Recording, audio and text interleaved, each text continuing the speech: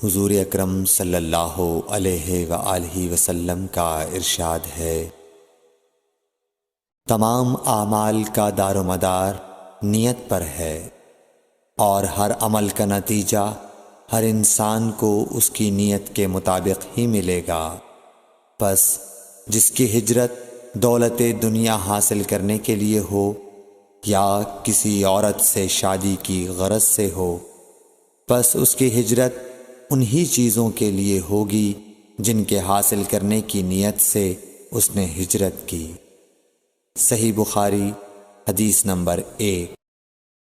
حضور اکرم صلی اللہ علیہ وآلہ وسلم نے فرمایا کہ وحی نازل ہوتے وقت کبھی مجھ کو گھنٹی کی سی آواز محسوس ہوتی ہے، اور وحی کی یہ کیفیت مجھ پر بہت شاق گزرتی ہے۔ جب یہ کیفیت ختم ہوتی ہے تو میرے دل و دماغ پر اس فرشتے کے ذریعے نازل شدہ وحی محفوظ ہو جاتی ہے، اور کسی وقت ایسا ہوتا ہے کہ فرشتہ بشکل انسان میرے پاس آتا ہے اور مجھ سے کلام کرتا ہے، پس میں اس کا کہا ہوا یاد رکھ لیتا ہوں۔ صحیح بخاری حدیث نمبر 2۔ حضرت صلی اللہ علیہ وآلہ وسلم پر وحی کا ابتدائی دور اچھے سچے پاکیزہ خوابوں سے شروع ہوا۔ آپ خواب میں جو کچھ دیکھتے وہ صبح کی روشنی کی طرح صحیح اور سچا ثابت ہوتا۔ پھر من جانب قدرت آپ تنہائی پسند ہو گئے، اور آپ نے غار حرا میں خلوت نشینی اختیار فرمائی، اور کئی دن اور رات وہاں مسلسل عبادت اور یاد الہی و ذکر میں مشغول رہنے لگے۔ جب تک گھر آنے کو دل نہ چاہتا توشہ ہمراہ لیے ہوئے وہاں رہتے۔ توشہ ختم ہونے پر ہی اہلیہ محترمہ حضرت خدیجہ رضی اللہ تعالی عنہا کے پاس تشریف لاتے، اور کچھ توشہ ہمراہ لے کر پھر وہاں جا کر خلوت گزین ہو جاتے۔ یہی طریقہ جاری رہا یہاں تک کہ آپ پر حق منکشف ہو گیا، اور آپ غار حرا ہی میں قیام پذیر تھے کہ اچانک حضرت جبرائیل علیہ السلام آپ کے پاس حاضر ہوئے اور کہنے لگے کہ اے محمد پڑھو۔ آپ فرماتے ہیں کہ میں نے کہا کہ میں پڑھنا نہیں جانتا۔ آپ صلی اللہ علیہ وسلم فرماتے ہیں کہ فرشتے نے مجھے پکڑ کر اتنے زور سے بھینچا کہ میری طاقت جواب دے گئی۔ پھر مجھے چھوڑ کر کہا پڑھو۔ میں نے پھر وہی جواب دیا کہ میں پڑھا ہوا نہیں ہوں۔ اس فرشتے نے مجھ کو نہایت ہی زور سے بھینچا کہ مجھ کو سخت تکلیف محسوس ہوئی۔ پھر اس نے کہا کہ پڑھ۔ میں نے کہا میں پڑھا ہوا نہیں ہوں۔ فرشتے نے تیسری بار مجھ کو پکڑا اور تیسری مرتبہ پھر مجھ کو بھینچا، پھر مجھے چھوڑ دیا اور کہنے لگا کہ پڑھو اپنے رب کے نام کی مدد سے جس نے پیدا کیا اور انسان کو خون کی پھٹکی سے بنایا۔ پڑھو، اور آپ کا رب بہت ہی مہربانیاں کرنے والا ہے۔ پس یہی آیتیں آپ حضرت جبرائیل علیہ السلام سے سن کر اس حال میں غار حرا سے واپس ہوئے کہ آپ کا دل اس انوکھے واقعے سے کانپ رہا تھا۔ آپ حضرت خدیجہ کے ہاں تشریف لائے اور فرمایا کہ مجھے کمبل اوڑھا دو، مجھے کمبل اوڑھا دو۔ لوگوں نے آپ کو کمبل اوڑھا دیا۔ جب آپ کا ڈر جاتا رہا تو آپ نے اپنی زوجہ محترمہ حضرت خدیجہ رضی اللہ تعالی عنہا کو تفصیل کے ساتھ یہ واقعہ سنایا، اور فرمانے لگے کہ مجھ کو اب اپنی جان کا خوف ہو گیا ہے۔ آپ کی اہلیہ محترمہ حضرت خدیجہ رضی اللہ تعالی عنہا نے آپ کی ڈھارس بندھائی اور کہا کہ آپ کا خیال صحیح نہیں ہے۔ اللہ کی قسم، آپ کو اللہ کبھی رسوا نہیں کرے گا۔ آپ تو اخلاق فاضلہ کے مالک ہیں، آپ تو کنبہ پرور ہیں، بے کسوں کا بوجھ اپنے سر پر رکھتے ہیں، مفلسوں کے لیے آپ کماتے ہیں، مہمان نوازی میں آپ بے مثال ہیں، اور مشکل وقت میں آپ امر حق کا ساتھ دیتے ہیں۔ ایسے اوصاف حسنہ والا انسان یوں بے وقت ذلت و خواری کی موت نہیں پا سکتا۔ پھر مزید تسلی کے لیے حضرت خدیجہ رضی اللہ تعالی عنہا آپ کو ورقہ بن نوفل کے پاس لے گئیں، جو ان کے چچا زاد بھائی تھے اور زمانہ جاہلیت میں نصرانی مذہب اختیار کر چکے تھے اور عبرانی زبان کے کاتب تھے۔ چنانچہ انجیل کو بھی حسب منشائے خداوندی عبرانی زبان میں لکھا کرتے تھے۔ انجیل سریانی زبان میں نازل ہوئی تھی، پھر اس کا ترجمہ عبرانی زبان میں ہوا۔ ورقہ اسی کو لکھتے تھے۔ وہ بہت بوڑھے ہو گئے تھے، یہاں تک کہ ان کی بینائی بھی رخصت ہو چکی تھی۔ حضرت خدیجہ رضی اللہ تعالی عنہا نے ان کے سامنے آپ کے حالات بیان کیے اور کہا کہ اے چچا زاد بھائی، اپنے بھتیجے محمد صلی اللہ علیہ وسلم کی زبانی ذرا ان کی کیفیت سن لیجئے۔ وہ بولے کہ بھتیجے، آپ نے جو کچھ دیکھا ہے اس کی تفصیل سناؤ۔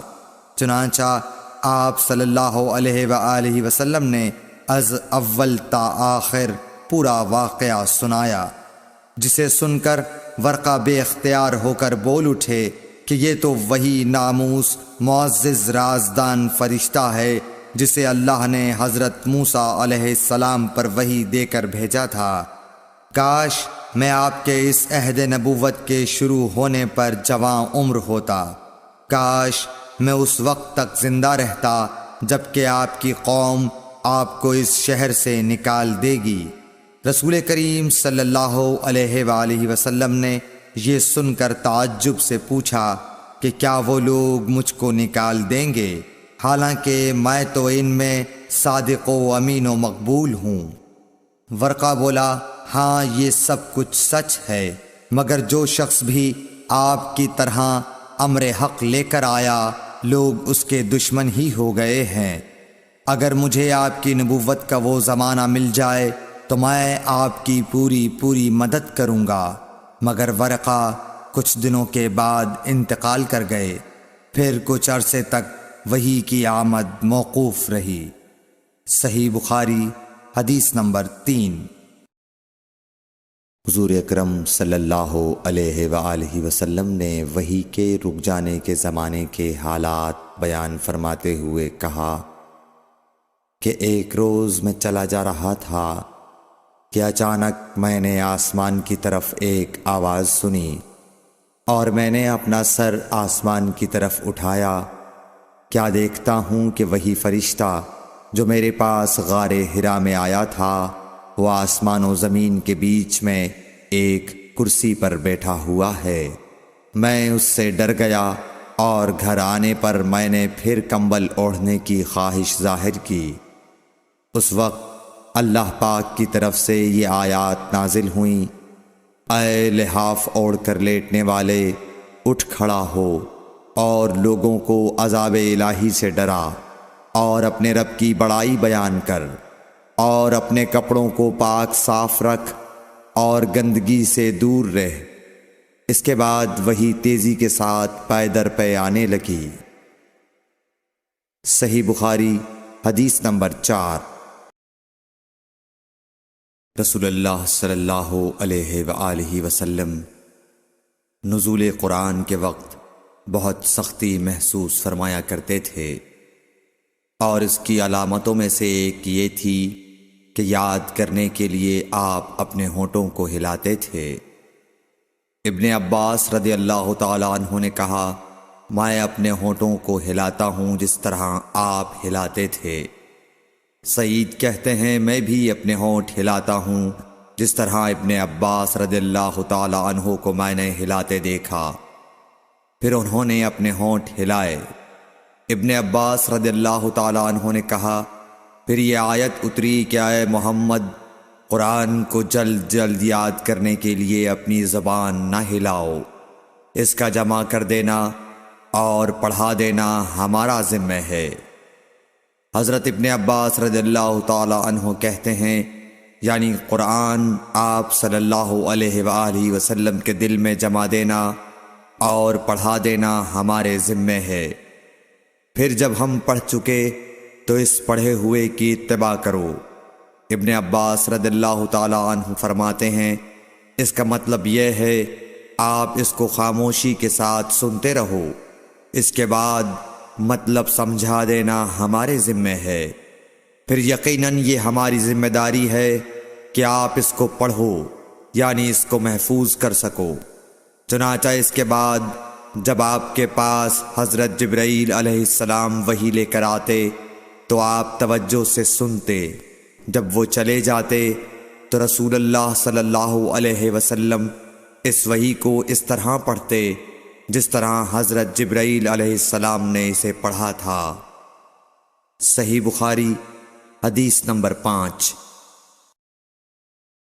رسول اللہ صلی اللہ علیہ وآلہ وسلم سب لوگوں سے زیادہ جواد سخی تھے، اور رمضان میں دوسرے اوقات کے مقابلے میں جب جبرائیل علیہ السلام آپ صلی اللہ علیہ وآلہ وسلم سے ملتے بہت ہی زیادہ جود و کرم فرماتے۔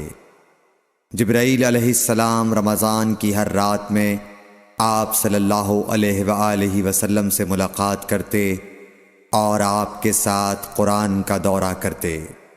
غرض حضرت صلی اللہ علیہ وآلہ وسلم لوگوں کو بھلائی پہنچانے میں بارش لانے والی ہوا سے بھی زیادہ جود و کرم فرمایا کرتے تھے۔ صحیح بخاری حدیث نمبر 6۔